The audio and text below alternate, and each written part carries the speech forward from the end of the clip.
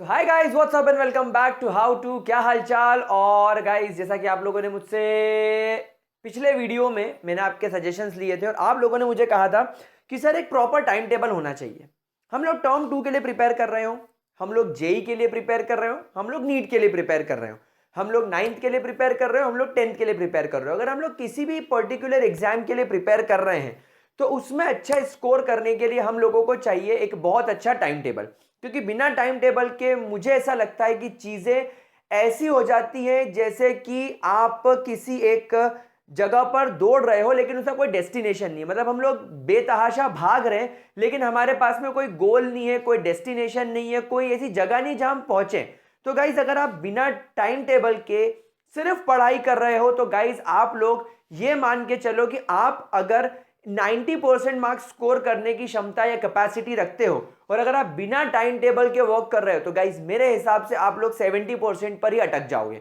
तो एक अच्छा टाइम टेबल हमेशा स्टूडेंट को एक एज दिलाता है, एक जिसको बोलना चाहिए अपने कॉम्पिटिटर से एक कदम आगे ले जाता है उनको। कब? अगर उनके पास में एक अच्छा टाइम टेबल हो। गाइस, आप कितने भी टॉपर्स से पूछ लो, यूजुअली टॉपर्स की आदत नहीं होती अपने सीक्रेट शेयर करने की, लेकिन मैं अपने कॉलेज में गोल्ड मेडलिस्ट रहा था, मैंने यूनिवर्सिटी टॉप किया था एंड मुझे पता है कि जब मैंने मास्टर्स में यूनिवर्सिटी टॉप किया था तब मैं कैसे पढ़ता था और जब मैं स्कूल टाइम में एकदम वेल्ला था, एकदम फालतू हवाबाजी करता था, तब मैं क्या गलती करता था। तो मैंने दोनों तरीके की लाइफ जी है। मैं एज अ टॉपर भी रहा हूं, मैं एज अ बैक बेंचर और एक एवरेज से भी बिलो स्टूडेंट रहा हूं। तो मुझे पता है कि दोनों समय मैंने क्या गलती की थी। और उसमें जो सबसे बड़ी गलती थी कि मैं कभी भी प्लान से नहीं पढ़ता था, मैं रैंडमली उठा के पढ़ता था। आप मुझे कमेंट सेक्शन में बताना इस बात को सुन के कि आप में से कितने ऐसे स्टूडेंट हैं जिन्हें अभी ये लगता है कि जो चैप्टर, जो सब्जेक्ट उन्हें पसंद है वो उस पर ज्यादा टाइम देते हैं और जो चैप्टर,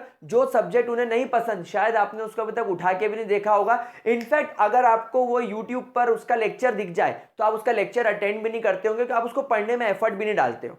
यही सबसे बड़ी मिस्टेक होती है। तो गाइज, इस चैनल पर जैसा मैंने आपसे प्रॉमिस किया था कि मैं आपसे रिलेटेड, आपकी स्टडी से रिलेटेड, आपकी लाइफ से रिलेटेड सारी प्रॉब्लम्स इस पर हम लोग डिस्कस करेंगे। तो आज हम लोग बात करते हैं कि अगर एक टॉपर स्टूडेंट की बात करी जाए या अगर आपको एक टॉपर स्टूडेंट बनना है तो आप कैसे अपना टाइम टेबल बना सकते हो, कैसे आप लोग एक एवरेज से टॉपर स्टूडेंट बन सकते हो। तो चलो गाइस, शुरू करते हैं on this channel how to. तो गाइस, इस वीडियो को आगे बढ़ाने से पहले मैं आप लोगों से एक बात रिक्वेस्ट करना चाहूंगा कि अगर अभी आपके एग्जाम में कितना टाइम बचा है, अगर आप टर्म 2 के लिए प्रिपेयर कर रहे हो, फरवरी आ गया, मार्च एंड में एग्जाम हो जाएगी मोस्ट प्रोबेबली, हो सकता है मार्च मिड में हो जाए।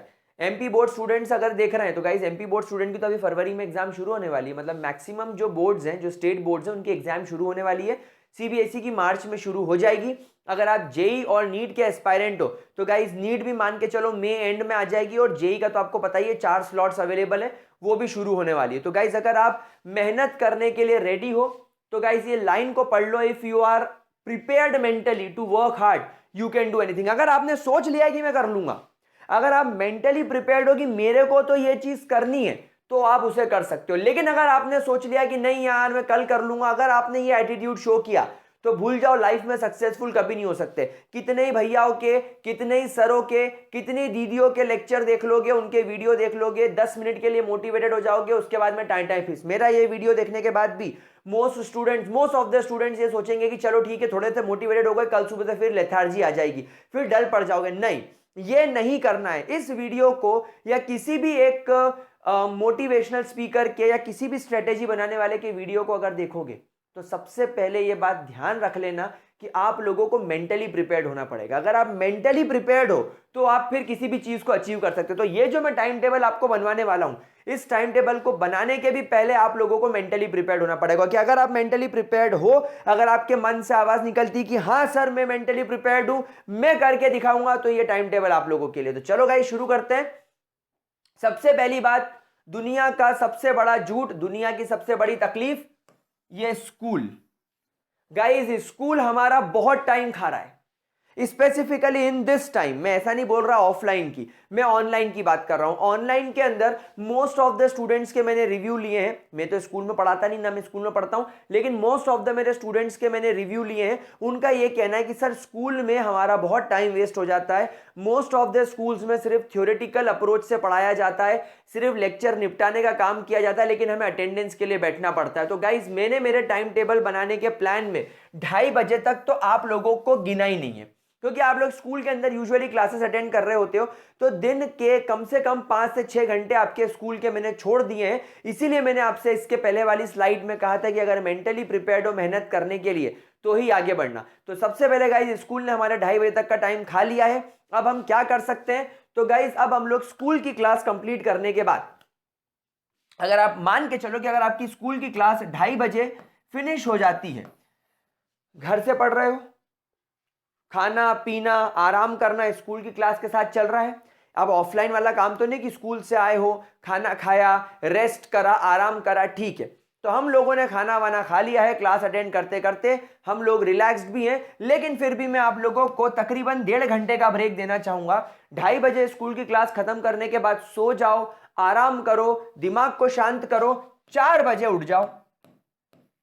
और गाइस 4 बजे से 7 बजे के बीच में ये 3 घंटे का टाइम मैंने निकाला है आप लोगों के YouTube स्टडी के लिए या कोचिंग स्टडी के लिए। आप अगर किसी कोचिंग पर पढ़ रहे हो, जैसे आप लोग मान लो अनअकैडमी पर पढ़ रहे हो, आप लोग मान लो वेदांतु पर पढ़ रहे हो, या अगर आप YouTube पर ग्रेविटी सर्कल से पढ़ रहे हो, आप YouTube पर किसी XYZ इंस्टीट्यूट से या XYZ चैनल से पढ़ रहे हो, तो गाइज आपको 4 से 7 का समय लेना है।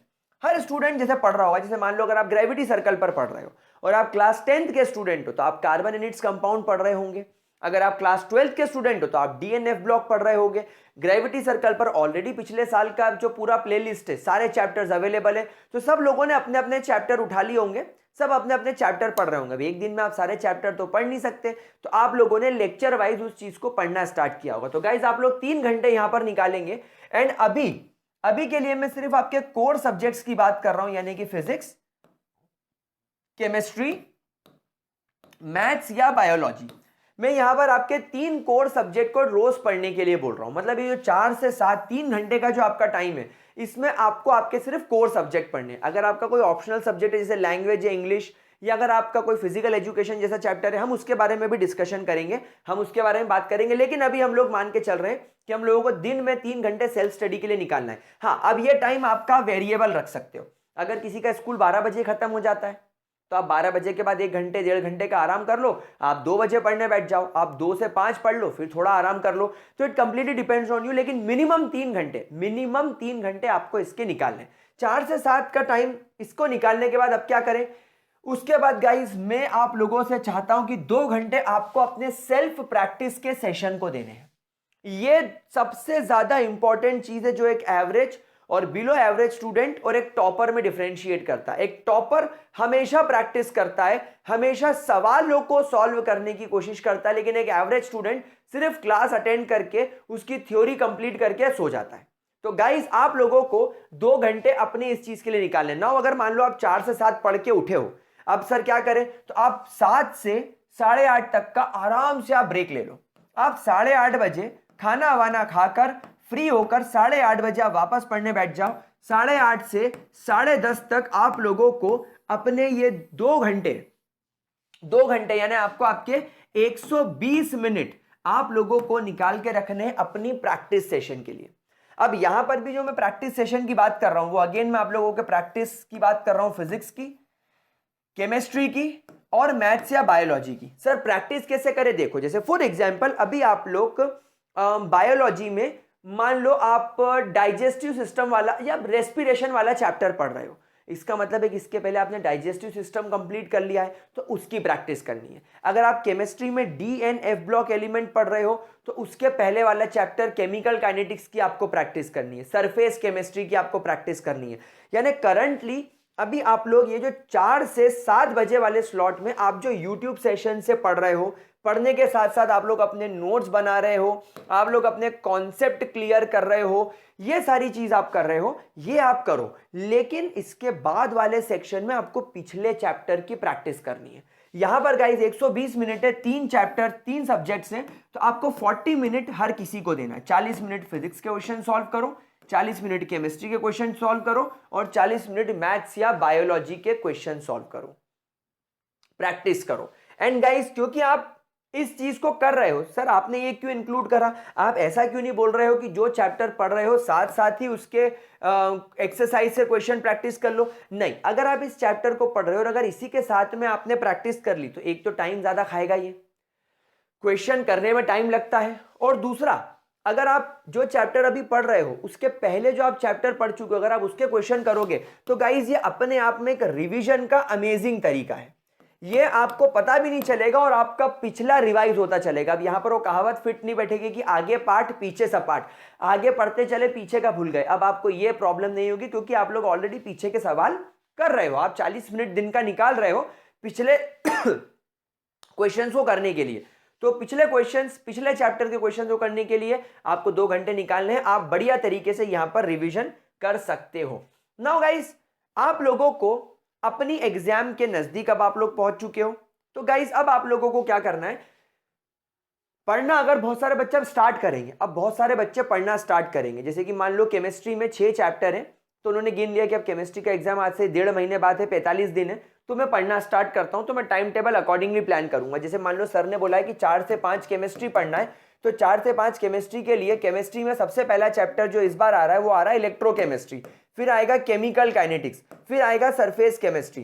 तो अब ये चैप्टर्स में 4 से 5 में सर के वीडियो से देखूंगा और उसके बाद में अगले 40 मिनट में प्रैक्टिस करूंगा। बात मानी, लेकिन सर मैं इलेक्ट्रोकेमिस्ट्री करूं, मैं सरफेस केमिस्ट्री करूं, मैं केमिकल काइनेटिक्स करूं, मैं डी ब्लॉक करूं, मैं कौन सा चैप्टर पहले करूं?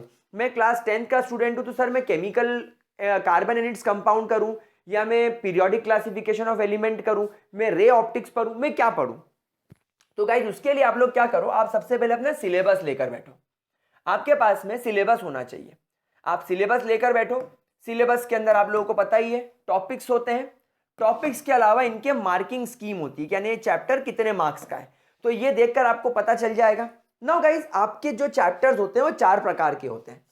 या तो आपका चैप्टर टफ होगा, या तो आपका चैप्टर इजी होगा, या तो आपका चैप्टर लंबा होगा, या तो आपका चैप्टर शॉर्ट होगा। जैसे एक बहुत छोटा सा मैं आपको एग्जांपल बताऊं, जैसे कि अगर हम लोग सरफेस केमिस्ट्री की बात करें तो guys surface chemistry chapter easy है पर लेंथी है। अगर हम केमिकल काइनेटिक्स की बात करें तो केमिकल काइनेटिक्स बहुत सारे बच्चों को टफ पड़ता है और शॉर्ट पड़ता है। तो अब आप लोगों को ऐसा देखना है कि जो चैप्टर टफ और लेंथी है उसको आप यहां पर लिख लीजिए, जो चैप्टर इजी और लेंथी है उनको यहां पर लिख लीजिए, जो चैप्टर टफ और शॉर्ट है उनको यहां कर लीजिए, और चैप्टर इजी और शॉर्ट है उनको आप यहां कर लीजिए। अब सर इनको पढ़ने का प्रायोरिटी ऑर्डर क्या होना चाहिए? तो गाइज इनको पढ़ने का प्रायोरिटी ऑर्डर आप लोगों को मैं जो बताना चाहूंगा वो ये है कि क्योंकि अभी एग्जाम दूर है, अभी एग्जाम दूर है, तो आप ये बात ध्यान रख लो कि जो चैप्टर लेंथी भी है और जो चैप्टर टफ भी है आप उनको सबसे पहले निपटा लो अकॉर्डिंग टू मार्किंग स्कीम। अब मान लो कोई एक चैप्टर है जो बहुत कम मार्क्स का है, बहुत कम मार्क्स का है, लेकिन टफ भी पढ़ रहा है लेंथी भी पढ़ रहा है, फिर छोड़ दो साले को, फिर मत करो। लेकिन अगर चैप्टर यूजुअली अगर लेंथी है और टफ है तो ज्यादा मार्क्स का होगा, 5 नंबर का 6 नंबर का, मतलब चैप्टर वो इंपॉर्टेंट है। तो अगर टफ भी है लेंथी है सबसे पहले उसको निपटा लो, फिर आप इजी और लेंथी को निपटा लो। इससे क्या होगा, जो लंबे लंबे चैप्टर्स हैं जो टाइम कंज्यूमिंग है, जिसको कंप्लीट करने में आपको 10 दिन का समय, 8 दिन का समय, 11 दिन का समय लग सकता है, वो निपट जाएंगे। फिर क्या करो, फिर टफ और शॉर्ट पर जाओ, क्योंकि टफ है, छोटा चैप्टर है, लेकिन फिर भी टफ होने की वजह से जहां आप 1 घंटे में आप ज्यादा कॉन्सेप्ट सीख सकते थे, अब 1 घंटे में शायद आप आधे कॉन्सेप्ट सीख पा रहे हो, आपको उसको इमेजिन करने में, समझने में टाइम लग रहा है, तो वो कर लो। और फिर लास्ट में आप लोग इजी और शॉर्ट लगो, क्योंकि ये हमेशा स्कोरिंग होता है, ये हमेशा आपको एडवांटेज देगा, क्योंकि ये एक एवरेज स्टूडेंट, एक बिलो एवरेज स्टूडेंट, वो सबसे पहले शुरुआत इससे करेगा। जो इजी और जो शॉर्ट है वो पहले पढ़ लेगा, जो इजी और लेंथी है फिर वो उसको पढ़ेगा, एंड टफ वाले को वो आखिरी में देखेगा। तो आप लोगों के लिए स्कोरिंग ये रहेगा, लेकिन ये आपको एज दिलाएंगे। तो गाइज इस हिसाब से आपको अपने चैप्टर्स को क्लासीफाई करना है, अकॉर्डिंग टू उनको मार्किंग स्कीम आपको जमाना है और आपको भिड़ जाना है पढ़ाई करने में। गाइज एक मेरी पर्सनल अप्रोच हमेशा रही है 1 by 1 अप्रोच। नाउ गाइज ये अप्रोच आपको और कहीं तो शायद देखने को ना मिले या और कहीं सुनने को ना मिले गाइज, बट ये पर्सनली मेरी फेवरेट अप्रोच है। वन बाय वन, यानी one teacher, one notes, one book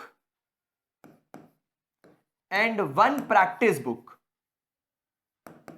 समझ रहे हो? मतलब कि अगर आप ग्रेविटी सर्कल पर मृत्युंजय पंड्या सर से केमिस्ट्री पढ़ रहे हो तो वो आपके टीचर फिक्स हो गए। अब आपको और कहीं जाकर देखना नहीं है, आपको और किसी से नहीं पढ़ना है। स्कूल वाले टीचर पढ़ा रहे हैं, ठीक है, वेरी गुड, हाथ जोड़ो, पढ़ाई करो, कोई दिक्कत नहीं। लेकिन जब हम हमारे मार्क्स स्कोर करने की बात आ रही है तो अगर आपको मृत्युंजय सर पे ट्रस्ट है, उनसे पढ़ो। मृत्युंजय सर की शक्ल भी पसंद नहीं है, किसी और से पढ़ना है, वो पसंद है, उनसे पढ़ लो, कोई दिक्कत नहीं, वन टीचर। अब वो टीचर जो नोट्स बना रहा है, ओनली फॉलो दोस नोट्स। वो सर जो पढ़ा रहे हैं, जो सर ने बोर्ड पर लिखा है, जो सर ने या मैडम ने एक्सप्लेन किया है, जो आपके एजुकेटर ने आपको एक्सप्लेन किया है, जो आपके टीचर ने आपको बताया, वही आपके नोट्स में होना चाहिए। तो ये नोट्स आपके खुद के सेल्फ नोट्स होने चाहिए, आपके खुद के नोट्स होने चाहिए जो आपने इस टीचर को देखकर बनाया है। इस नोट के साथ साथ आपकी खुद की एक बुक होनी चाहिए। मैं पर्सनली रेकमेंड करता हूं कि आपके पास में अपनी खुद की किताब NCERT होनी चाहिए। इसके बाद कोई रिफ्रेशर, कोई रेफरेंस बुक में से थ्योरी नहीं पढ़ना है। बहुत सारे बच्चे क्या करते हैं, सोचते हैं कि NCERT समझ में नहीं आ रही है, एक काम करता हूं, ये वाली बुक खरीद लेता हूं, ये वाली बुक की थ्योरी पढ़ लेता हूं। वो बुक थ्योरी पढ़ने के लिए मार्केट में नहीं है, थ्योरी पढ़ने के लिए NCERT दे रखी है, थ्योरी पढ़ाने के लिए ये अवेलेबल है टीचर, थ्योरी पढ़ने के लिए तुम्हारे खुद के नोट्स हैं, बहुत हो गया थ्योरी। तो थ्योरी के लिए एक बुक रखो NCERT and one practice book. ये आप कोई सी भी एक किताब फॉलो कर सकते हो, ये आप कोई सी भी एक रेफरेंस बुक फॉलो कर सकते हो, जिस पर मैं अगला वीडियो बनाऊंगा, how to choose a perfect reference book. एक परफेक्ट रेफरेंस बुक कैसे चूज करते हैं उसका वीडियो मैं बहुत जल्दी बनाने वाला हूं। इस वीडियो के बाद वही वीडियो आएगा, तो आप रेफरेंस बुक एक अच्छी सिलेक्ट करो और उसमें से पढ़ाई करना शुरू करो। तो गाइज अगर आपने ये वाली अप्रोचेस फॉलो कर ली तो आई थिंक कि आप एक एवरेज स्टूडेंट से एक टॉपर स्टूडेंट में कन्वर्ट हो सकते हो। सबसे पहले तो डिटर्मिनेशन की जरूरत है कि हाँ सर मैं कर पाऊंगा।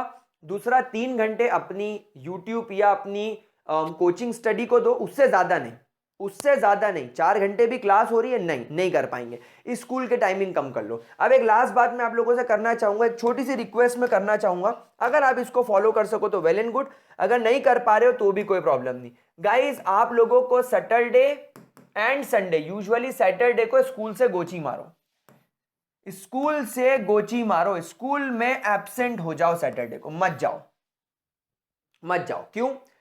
क्योंकि सैटरडे के दिन जो आपके स्कूल का, जैसे मान लो आपका स्कूल सुबह 9 से 2 लग रहा है, ये 5 घंटे, ये 5 घंटे आप लोग अपनी जो दूसरे लैंग्वेजेस हैं प्लस जो आपका एक और जो ऑप्शनल सब्जेक्ट है, जो आपने ऑप्शनल सब्जेक्ट लिया है, आप उसके लिए रखेंगे। ये वाला टाइम आप उसके लिए रखेंगे ताकि आप लोगों का कोई प्रॉब्लम ना हो। सिमिलरली आप संडे के लिए भी एटलीस्ट 4 घंटे, एटलीस्ट 4 आवर्स आप अपनी लैंग्वेज और अपने ऑप्शनल के लिए रखेंगे। देखो लैंग्वेज और ऑप्शनल को इतने टफ नहीं होते कि इनको पूरा हफ्ता और पूरा महीना पढ़ा जा सके। इनको अगर आप महीने में 4 या 5 दिन भी स्टडी करोगे 2-2 घंटे लेकर, आपका सफिशिएंट। भाई इंग्लिश में क्या करना है, इंग्लिश में चैप्टर पढ़ना है, नॉवेल पढ़ना है, कुछ एक और एक्टिविटी की बुक होती है वो पढ़ना है, हो जाता है, कोई दिक्कत वाली बात नहीं है। एंड यूजुअली इनके लिए तो आप लोग एक प्रॉपर रेफरेंस बुक लेकर अगर आप PYQs कर लोगे तो भी काम हो जाएगा। तो सैटरडे और संडे आप इनके लिए निकालो मॉर्निंग के आवर्स।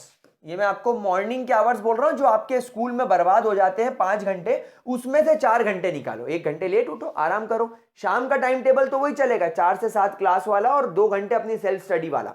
यानी अब आप लोगों से मैं वही रिक्वेस्ट करना चाह रहा था कि अगर अब आप अगले 2 महीने में अपने आप को एक एवरेज स्टूडेंट से अगर एक टॉपर में ट्रांसफॉर्म करना चाहते हो तो गाइस कम से कम अपनी सेल्फ स्टडी को आपको 5 से 6 आवर तो देने पड़ेंगे। आई एम रियली सॉरी, मैं दिन के 24 घंटे में से आपके 6 घंटे मांग रहा हूं, लेकिन गाइस देने पड़ेंगे। 2 महीने तो दे सकते हो, मैंने साल भर तो आपको कभी फोर्स नहीं करा, लेकिन 2 महीने हम लोग गाइस निकाल सकते हैं। अगर आप नीट एस्पायरेंट हो तो गाइस, नीट एस्पायरेंट हो तो 3-4 महीने तो अपने आप को 6 घंटे की सेल्फ स्टडी को दे सकते हो।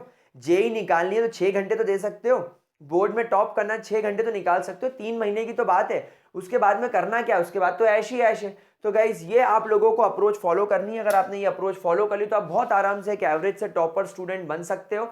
ये यूजुअली टॉपर्स यही स्ट्रैटेजी को फॉलो करते हैं। तो आई होप आपको ये पूरा समझ में आया होगा। अगर आपको कोई भी और स्टडी रिलेटेड, अगर आपको कोई करियर रिलेटेड या अगर आपको कोई भी प्रॉब्लम आती है in the path of your study, आप कमेंट सेक्शन में बताओ, खुल के बताओ, हम उसका स्क्रीनशॉट लेके रखेंगे एंड फ्यूचर में उसके ऊपर जरूर डिस्कस करेंगे। तो that's all for today, bye bye, take care and all the best, keep studying guys.